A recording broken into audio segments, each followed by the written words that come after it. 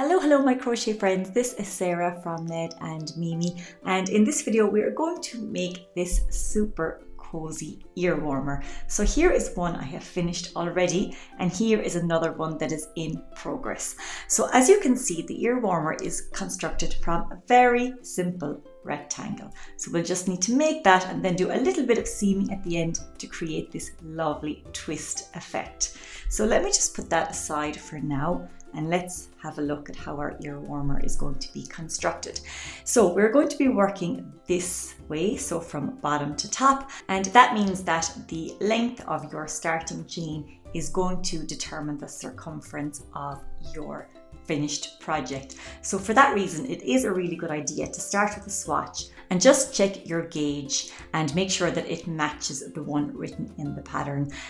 And once you have that, you'll be able to get started and you will be confident in the knowledge that your project is going to fit as you expect. So this pattern has a very distinctive right side and wrong side. So on the right side, we have these lovely linked treble crochet rows here, and then in between them we have some linked double crochet rows. So if linked stitches are new to you, then you are going to get a lot of practice in this pattern, and I think you are really going to fall in love with them. So they give a beautiful smooth texture. There are hardly any gaps in between the stitches. Even when we stretch here, we can't see any little spaces, and that is because all of the stitches are joined or linked together, as we are going to find out. So I'm going to put this sample away and I will show you how to work the stitch pattern, and then we will come back and do the finishing seaming steps to create the twist. So I have written this ear warmer pattern for 6 different sizes, from baby up to adult large, and you will need to grab the pattern to get all the details on how much yarn you'll need, your stitch counts and row counts, and all of that information for each size. So you can find that linked below, and do go grab it before you get started. So let's take a look at the materials that we are going to need for this headband. So you will need a DK weight yarn, and I have used Alpaca Cloud DK from WeCrochet. So the amount of yarn that you will need will of course depend on the size that you are making, so you can check the pattern for that to make sure that you have the correct yardage. In terms of hook, I used a 4.5mm hook, so that's probably a very good starting point. But of course, as with any project that needs to fit a specific size, you will want to do a gauge swatch before you start to make sure that your gauge matches the one in the pattern. And if that means that you need to use a different size hook, that is absolutely fine.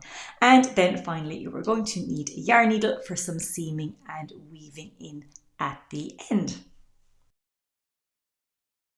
Okay, so let's start with a slip knot. And then for this stitch pattern, you can chain any number and then just add 3 to it. So I'm going to start by chaining 15.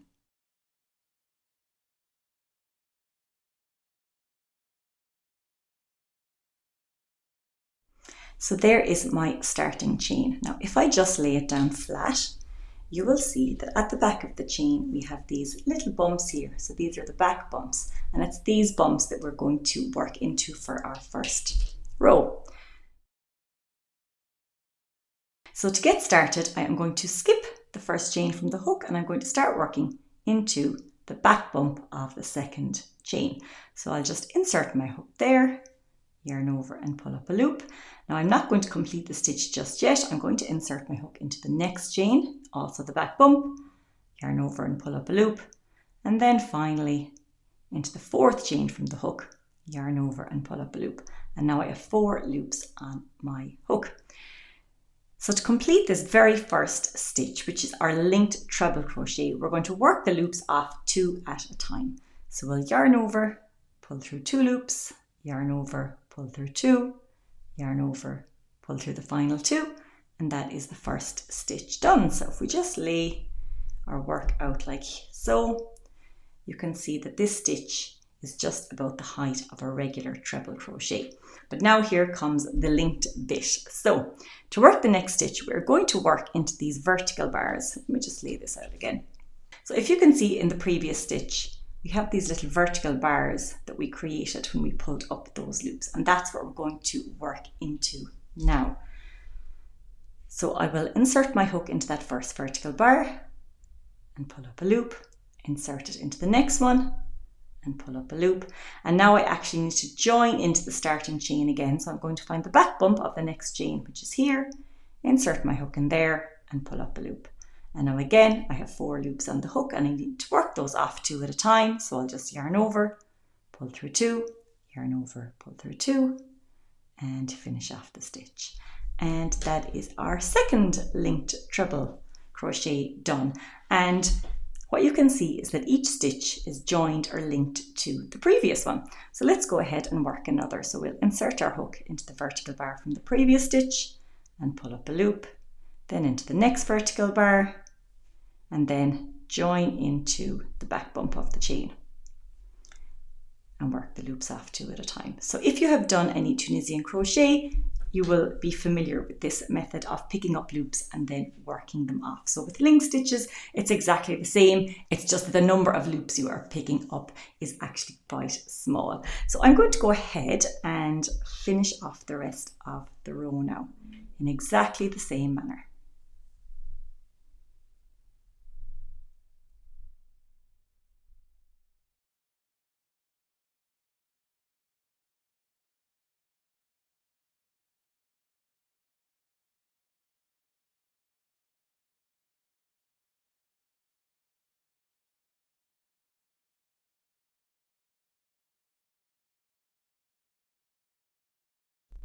Okay, so there is row 1 done. So that is my row of linked treble crochets.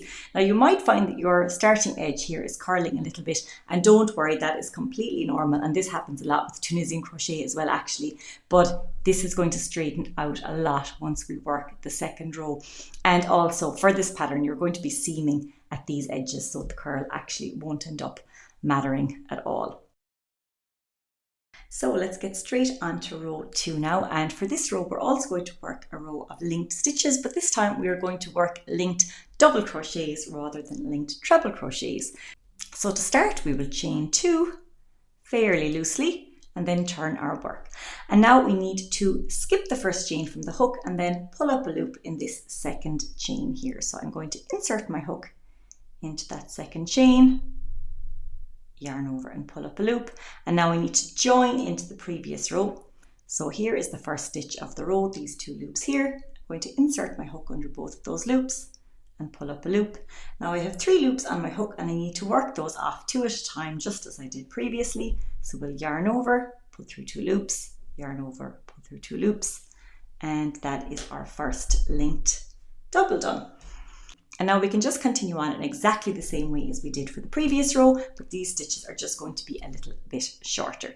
So I'll insert my hook under that first vertical bar and pull up a loop. Now I need to join to the next stitch. So in I go and pull up a loop, and then just work those loops off 2 at a time. So for the linked trebles, we had 2 vertical bars to work into, whereas for the linked doubles, we just have 1. So insert my hook again into the vertical bar and pull up a loop, into the next stitch and pull up a loop, and then work the loops off. And that's it. So I'm just going to continue working these linked doubles all the way along the row.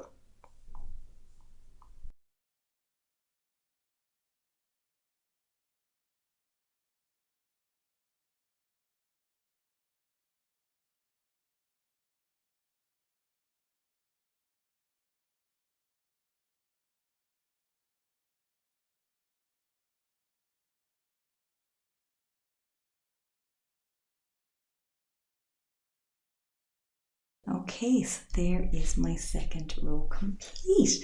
So the next row is going to be another row of linked treble crochets. So let's just start that, and I think once you have done the first couple of stitches you will be good to go for the rest of the pattern. So I'm going to chain 3, turn my work, And now I need to pick up a loop in the second and third chains of each loop here. Now, if you have a look at the chain, you'll see that we have the front loop and the back loop. And to be honest, it doesn't really matter which loop you pull up.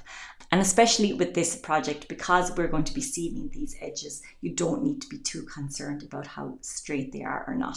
So I have found that just going into this front loop, so the one closest to my hook, is the easiest, but honestly, whatever you find works for you is completely fine. So I'm just going to insert my hook into that chain and pull up a loop, insert it into the next chain and pull up a loop, and then insert it into that first stitch and pull up a loop, and then work the loops off 2 at a time.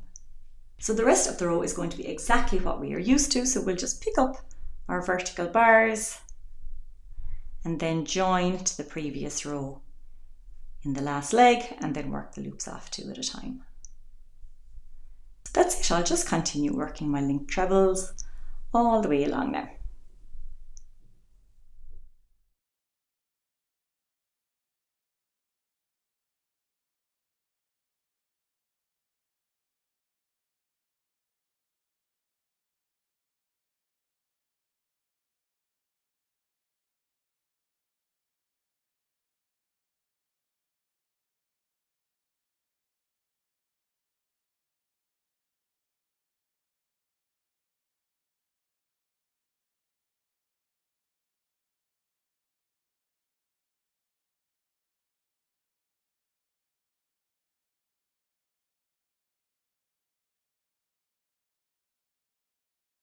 Okay, so that is row 3 done. So the good news is that you now have everything you need to know to be able to finish off this pattern. So we're just going to alternate between row 2 and row 3, so the linked doubles and the linked trebles, until your project is the height that you want. And you're going to end on a linked treble row for a nice symmetrical look. So have a look at the pattern and figure out how many chains you need at the start and how many rows you need to work. And then once you have done that, come back to me and we will get into the seaming section. Okay, so here is my finished rectangle. So if only it was that quick in real life. Now, to create the twist at the front of the ear warmer, we do need to do a little bit of seaming. So I have fastened off and left quite a long tail here that I can use for my seam. So I've laid out my finished rectangle and I am looking at the right side here. So this is going to be the front of the ear warmer. And then I'm just going to fold the 2 sides in like so. And now comes the magic bit. So if I just grab each side and fold it in half, and then we're just going to slot these 2 edges in together. So I'll just push that one in there and the same on the other side.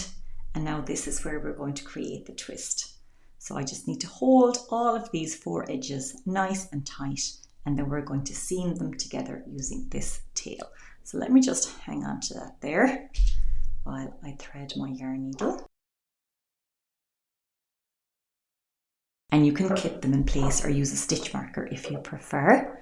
And away we go. So you just want to be careful that you're getting the 4 edges every time. So I'll go in through this side and out the back. And then I'm just going to go back and forth through those 4 layers.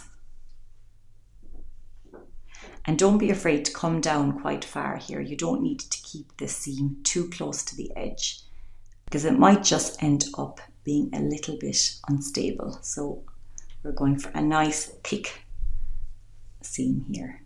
So I'll just keep going over and back until we get to the end.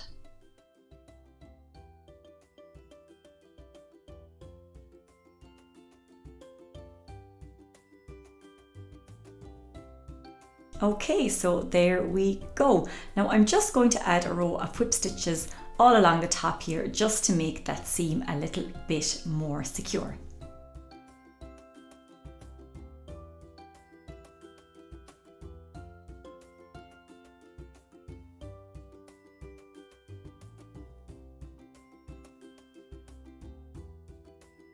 Okay, so there is the seam done. So I'm just going to pop out my yarn needle for a second and let's just flip around to the front and have a look at our twist. So I am really, really happy with that.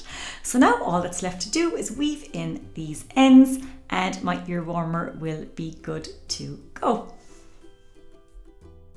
And there we have it, we are all done. I really hope you have enjoyed making this ear warmer pattern with me. I have lots more free patterns and tutorials on my channel and on my website nedandmimi.com, so do check those out. Happy crocheting and take care.